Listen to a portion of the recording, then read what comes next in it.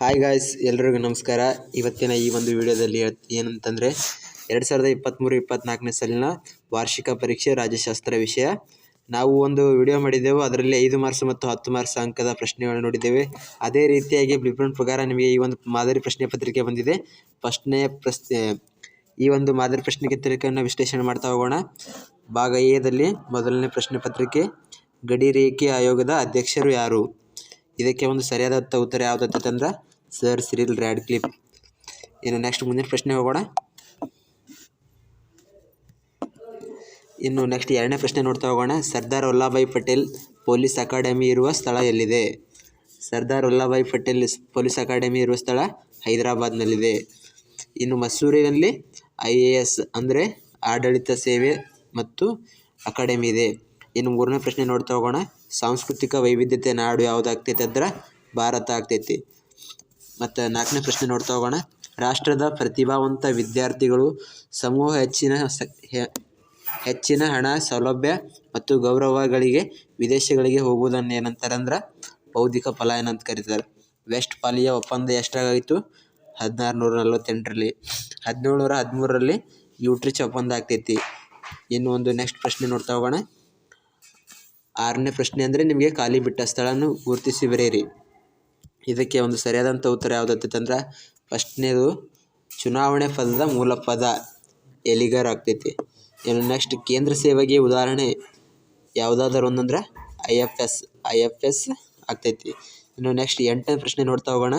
ಶೋಷಿತ ಮಹಿಳೆಯರಿಗೆ ಶಿಕ್ಷಣ ಆರಂಭಿಸಿದ ಪ್ರಥಮ ಶಿಕ್ಷಕಿ ಯಾರು ಅಂದರೆ ಸಾವಿತ್ರಿಬಾಯಿ ಫುಲೆ, ಜ್ಯೋತಿಬಾಯಿ ಫುಲೆ ಅವರ ಧರ್ಮಪತ್ನಿಯಾಗಿರ್ತಾರೆ. 9ನೇ ಪ್ರಶ್ನೆ ನೋಡ್ತಾ ಹೋಗೋಣ. ಅನಕ್ಷರತೆ ಒಂದು ಅಸ್ವತಂತ್ರ ಅಂತ ಕರೆದವರು ಯಾರು? ಪ್ರಸಿದ್ಧ ಅರ್ಥಶಾಸ್ತ್ರಜ್ಞ ಯಾರು? ಅಮರ್ತ್ಯ ಸೇನರು ಅಸ್ವತಂತ್ರ ಅಂತ ಕರೀತಾರೆ. ಇನ್ನು ಬ್ರಿಕ್ಸ್ನ ಸದಸ್ಯ ರಾಷ್ಟ್ರಗಳು ಎಷ್ಟದಾವತ್ತಂದ್ರೆ 5 ಅದಾವ. ಇನ್ನು ಒಂದು ಮುಂದಿನ ಪ್ರಶ್ನೆ ನೋಡ್ತಾ ಹೋಗೋಣ. ಹೊಂದಿಸಿ ಬರೆಯಿರಿ ಇರ್ತಿರ್ತೈತಿ.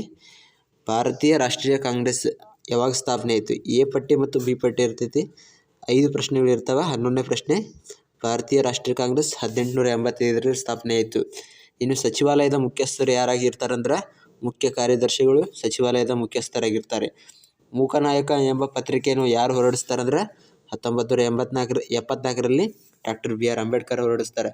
ಸ್ವೀಡನ್ನಲ್ಲಿ ಭ್ರಷ್ಟಾಚಾರ ವಿರೋಧಿ ಸಂಸ್ಥೆಗೆ ಏನಂತ ಕರೀತಾರೆ ಅಂದ್ರೆ ಒಂಬಡ್ಸ್ಮನ್ ಅಂತ ಕರೀತಾರೆ. ಇನ್ನು ಬಂಗಬಂಧು ಎಂದು ಯಾರನ್ನು ಕರೆಯುತ್ತಾರೆ? ಶೇಖ್ ಮುಜಿಬುರ್ ರಹಮಾನ್ ರವರು ಬಾಂಗ್ಲಾದೇಶದ ಪ್ರಧಾನಿಯಾಗಿದ್ದರು. ಇನ್ನು ಒಂದು ನೆಕ್ಸ್ಟ್ ಪ್ರಶ್ನೆ ನೋಡ್ತಾ ಹೋಗೋಣ. ಒಂದು ಅಂಕದ ಪ್ರಶ್ನೆ ಇರ್ತೈತಿ.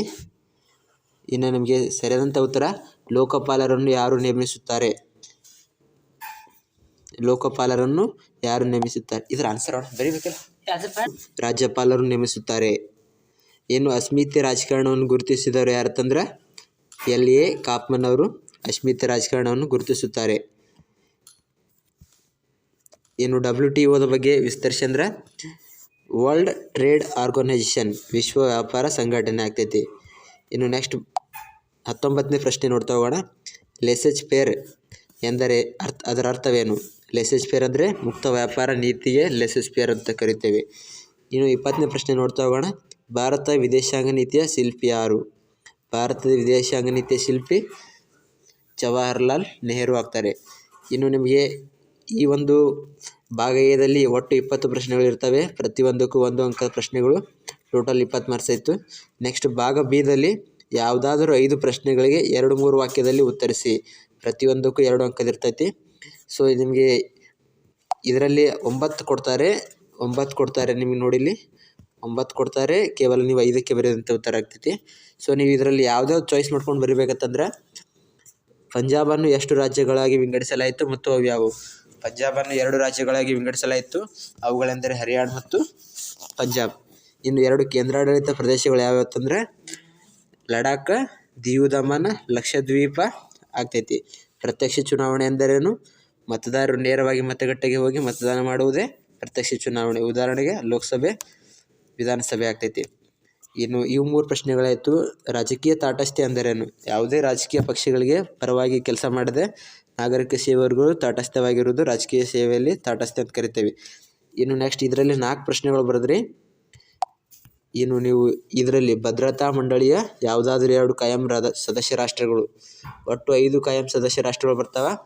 ಅದರೊಳಗೆ ಒಂದು ರಷ್ಯಾ, ಚೀನಾ, ಅಮೇರಿಕಾ ಆಗ್ತೈತಿ. ಇನ್ನು ಸಿಮ್ಲಾ ಒಪ್ಪಂದಕ್ಕೆ ಸಹಿ ಹಾಕಿದವರು ಯಾರು? ಸಿಮ್ಲಾ ಒಪ್ಪಂದಕ್ಕೆ ಸಹಿ ಹಾಕಿದವರು ಇಂದಿರಾ ಗಾಂಧಿ, ಭಾರತ ಪ್ರಧಾನಿ ಆದಂಥ ಇಂದಿರಾ ಗಾಂಧಿ ಮತ್ತು ಚಡೇರ್ ಬುಟೋ. ಇನ್ನು ಯಾವುದಾದ್ರೂ 2 ಮಿಲಿಟರಿ ಬಣಗಳನ್ನು ನೋಡ್ತಾ ಹೋಗೋಣ. ನ್ಯಾಟೋ ಮಿಲಿಟರಿ ಬಣಗಳಂತಂದರೆ ನ್ಯಾಟೋ, ಸೀಟೋ, ಸೆಂಟೋ ಆಗ್ತೈತಿ. ಇನ್ನು ಭಾಗ ಸಿದಲ್ಲಿ ನಿಮಗೆ ಯಾವುದಾದ್ರೂ 6 ಪ್ರಶ್ನೆಗಳಿಗೆ ಪ್ರತಿಯೊಂದಕ್ಕೂ 15 ಮತ್ತು 20 ವಾಕ್ಯದಲ್ಲಿ ಉತ್ತರಿಸಿ. ಅಂದರೆ ಇದು ಕನಿಷ್ಠ ಪಕ್ಷ 1 ರಿಂದ 1.5 ಪೇಜ್ ಬರೀಬೇಕಾಗ್ತೈತಿ.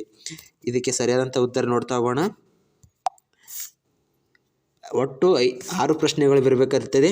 5 ಅಂಕದ್ದು ನಿಮಗೆ ಪ್ರಥಮ ಸಾರ್ವತ್ರಿಕ ಚುನಾವಣೆಗೆ ಬಗ್ಗೆ ಬರೆಯಿರಿ. ಇದು ಒಂಥರ ಈಸಿ ಬರೀತೀರಿ. ನಾಗರಿಕ ಸೇವಾ ವರ್ಗದ ಲಕ್ಷಣಗಳು. ನಾಗರಿಕ ಸೇವಾ ವರ್ಗದ ಲಕ್ಷಣಗಳಿಗೆ ಫಸ್ಟಿಗೆ ಪೀಠಿಕೆ ಹಾಕಬೇಕು. ನೆಕ್ಸ್ಟ್ 5 ಪಾಯಿಂಟ್ಸ್ ಅದು ಎಕ್ಸ್ಪ್ಲೇನ್. ಹಿಂದುಳಿದ ವರ್ಗ ಚಳವಳಿಗೆ ಕಾರಣಗಳು, ರೈತ ಚಳವಳಿಯ ಪರಿಣಾಮಗಳು, ಪ್ರಜಾಪ್ರಭುತ್ವಕ್ಕೆ ಹೇಗೆ ಮಾರಕವಾಗಿದೆ, ಭ್ರಷ್ಟಾಚಾರವನ್ನು ಯುವಜನತೆ ಹೇಗೆ ತಡೆಬಲ್ಲದು.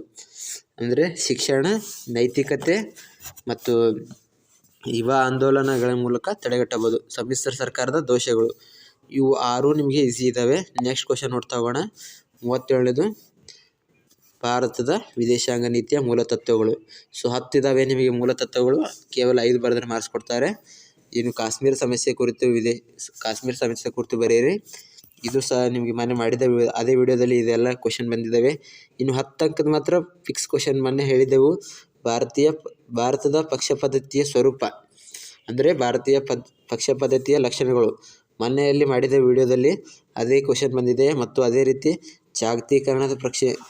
ಜಾಗತೀಕರಣದ ಅರ್ಥ ಮತ್ತು ಪ್ರಾಮುಖ್ಯತೆ ಮತ್ತು ಅದರ ರಾಜಕೀಯ ಪರಿಣಾಮಗಳು.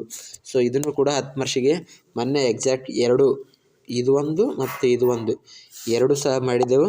ಅವು ಎರಡು ಸಹ ನಿಮಗೆ ಬಂದಿದ್ದಾವೆ.